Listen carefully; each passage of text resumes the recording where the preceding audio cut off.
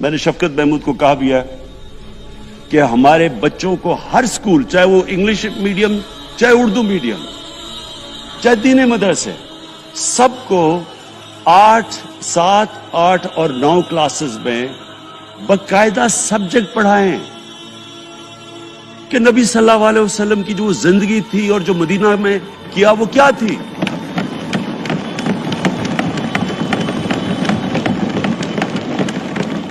تاکہ ان کو پتہ چلے کہ اس ملک کا مقصد کیا تھا. بڑے لوگ جو پاکستان نہیں چاہتے تھے وہ کیا کہتے تھے؟ وہ کہتے تھے کہ پاکستان تو بن گیا تو آپ نے تباہ، جو مسلمان ہندوستان میں رہ گئے ان کو آپ نے سیکنڈ کلاس سٹیزن بنا کے چھوڑ دیا ہے. آج بیچارے مسلمانوں سے کیا ہو رہا ہے وہاں؟ تو وہ لوگ کہتے ہیں کہ اگر پاکستان نہ بنتا تو مسلمانوں کی زیادہ طاقت ہونی تھی. ایک ہندوستان میں اس طرح مسلمانوں کا برا حال نہیں ہونا تھا جو آج ہے. یہ ایک آرگیومنٹ دی جاتی ہے. اور اگر ہم پاکستان کو جس مقصد کے لیے بنا تھا اگر ہم ادھر نہیں لے کے جائیں گے تو وہ ٹھیک کہہ رہے ہیں. یہ تو نہیں تھا کہ وہاں ٹاٹا برلا تھے جو اربوں پتی اور یہاں یہ شریف اور زرداری اربوں پتی بن جائیں. اس لیے تو نہیں پاکستان بنا تھا. یہ ایک بڑی ہمیں ری الائن کرنا چاہیے اپنے نظریے کی طرف. ہمیں اپنا رخ چینج کرنا چاہیے واپس کہ یہ بڑا عظیم خواب تھا پاکستان کا. اور وہ جو تاریخ تھی، وہ جو اصول انہوں نے سیٹ اپ کیے، جن لوگوں کی حیثیت ہی نہیں تھی، یہ تاریخ کا حصہ ہے کہ اس کے بعد انہوں نے دیکھتے دیکھتے 15، 20، 30 سالوں کے اندر دنیا کی امامت کی.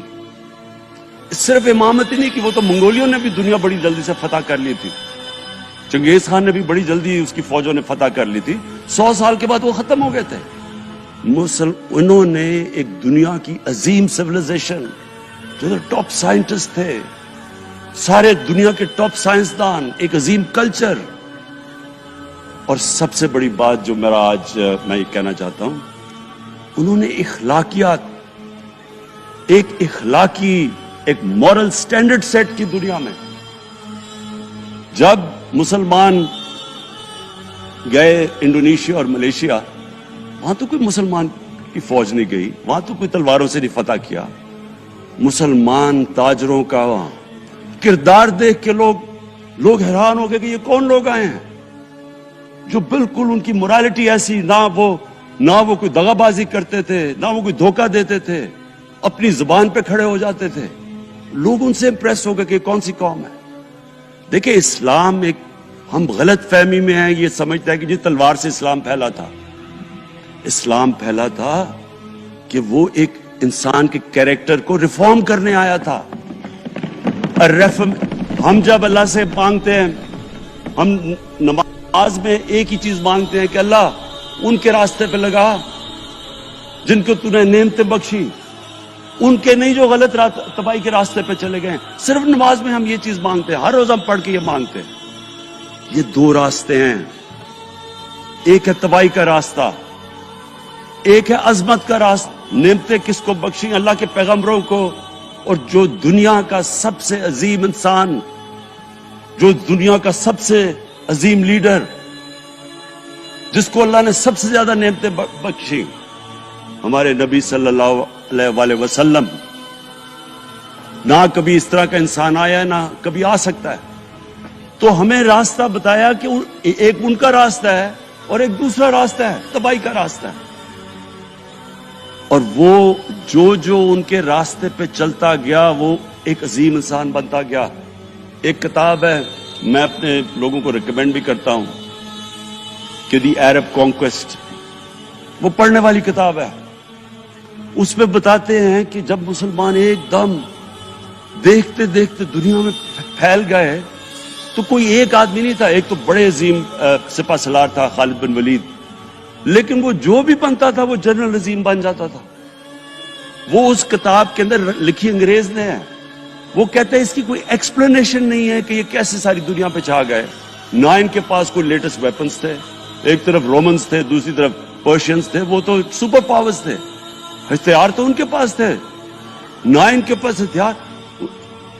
نمبرز میں بھی وہ زیادہ تھے, ان کی فوجیں بھی زیادہ تھی, لیکن وہ ساری دنیا پہ پھیل گئے اور ایک ایسا سویلائزیشن بنا کہ زیادہ تر تو مسلمان نہیں تھے, وہ بھی ان کو مانتے تھے, کیونکہ ان کی اخلاقیات, ان کا عدل اور انصاف کا نظام, ان کا کیریکٹر, اس کی وجہ سے لوگ آئے ہیں. یہاں جو ہندوستان میں اسلام پھیلا ہے, یہ ہمارے جو بڑے بڑے بزرگ تھے, داتا صاحب, بلے شاہ, نظام الدین اولیاء اور بابا فرید, یہ لوگ تھے. ان کو لوگ دیکھ کے, ان کے کردار سے, ان کے انٹلیکٹ, انسانیت سے لوگ مسلمان ہوئے.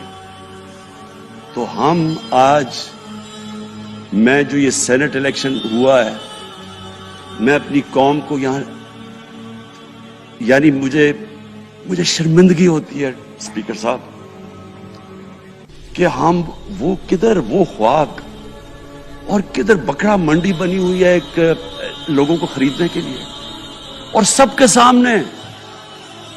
یعنی ہمیں ایک مہینے سے پتا تھا کہ پیسہ جمع کیا جا رہا ہے اس سینٹ الیکشن میں, اور مجھے حیرت ہوئی کہ الیکشن کمیشن کہتا ہے کہ جی یہ تو پتہ نہیں کوئی ہم آزاد انسٹیٹیوشن ہے, یا میں ان کی کوئی آزادی کے اوپر لے رہا تھا, یا جی بڑا زبردست الیکشن. اچھا کہتے جی بڑا اچھا الیکشن کروایا. یہ مجھے اور اس سے تو مجھے اور صدمہ ہوا ہے کہ اگر یہ الیکشن اچھا آپ نے کروایا ہے تو پتہ نہیں برا الیکشن کیا ہوتا ہے.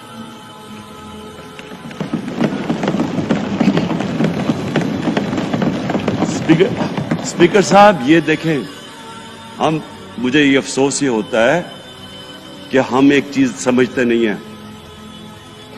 ہم کہتے ہیں نا جی ہمارے معاشی حالات بہت برے ہیں. دیکھیں جی ہماری ڈیفیسٹ تھے, یہ ہمارے کرنٹ اکاؤنٹ, یہ جو بھی ہم کہتے ہیں, قرضے چڑھے ہوئے ہیں. یہ جو قرضے چڑھے ہوئے ہیں یہ ایک بیماری کے سمٹمز ہیں. بیماری کچھ اور ہے. اخلاقی طور پہ ہماری قوم کو تباہ کیا ہے, پھر معاشی تباہی آتی ہے. آج مجھے ایک ملک کا بتا دیں جس کی اخلاقیات اوپر ہو, جن کے مورل سٹینڈرڈز اوپر ہوں اور وہ غریب ہو. ایک ملک مجھے بتا دیں, اور کوئی ملک مجھے بتا دیں جتنا مرضی پیسہ ہو, وسائل ہو, سب کچھ ہو, لیکن وہاں کی بھی جو لیڈرشپ کرپٹ ہو, وہ مجھے بتا دیں کہ اس میں خوشحالی ہو. دیکھیں یہ ساتھ ساتھ جاتا ہے. اس وقت کیا ہوا تھا مدینہ کی ریاست میں؟ کیا انہیں کوئی سونا تیل مل گیا تھا؟ کیا ہوا تھا کہ ان کے پاس کوئی پیسے آ گئے تھے؟ کیسے وہ اوپر اٹھ گئے تھے؟ کوئی انہوں نے قرضے لیے تھے؟ کس طرح اٹھے تھے اوپر؟ دنیا کے عظیم لیڈر نے ان کی اخلاقیات اٹھا دی تھی. صادق اور امین,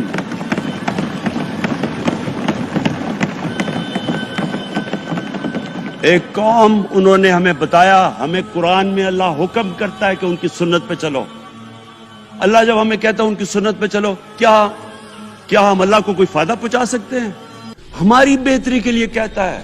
قرآن شریف میں سب کچھ ہماری بہتری کے لیے اللہ نے, یہ تمہارے لیے بک آف گائیڈنس ہے ہمیشہ کے لیے, اور یہ ہماری بہتری کے لیے ہے.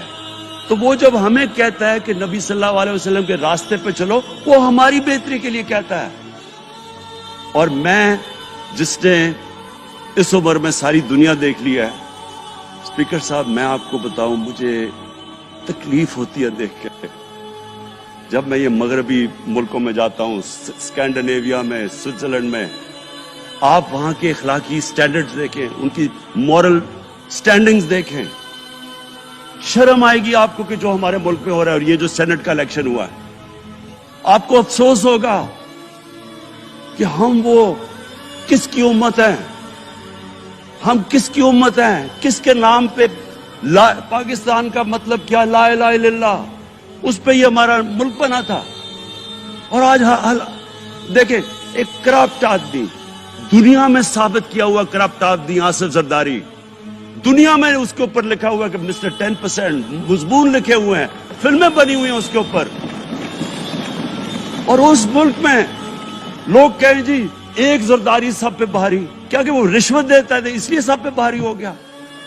کیا یہ ہے ہمارا ملک؟ دوسری طرف دیکھیں, दूसरी तरफ यहां बैठे हुए हमारा लीडर नवाज शरीफ, और नवाज शरीफ एक डाकू, मुल्क को 30 साल से लूट के मुल्क से बाहर भागा हुआ है, झूठ बोल के बाहर भागा हुआ है। सारे मुल्क के सामने हमें कैबिनेट में हमने 6 घंटे में बताया जी उसको ये भी बीमारी है, उसको ये भी बीमारी है, उसको ये भी बीमारी है, वो शायद वो जहाज पे भी ना चढ़ सके, वो शायद मर जाएगा।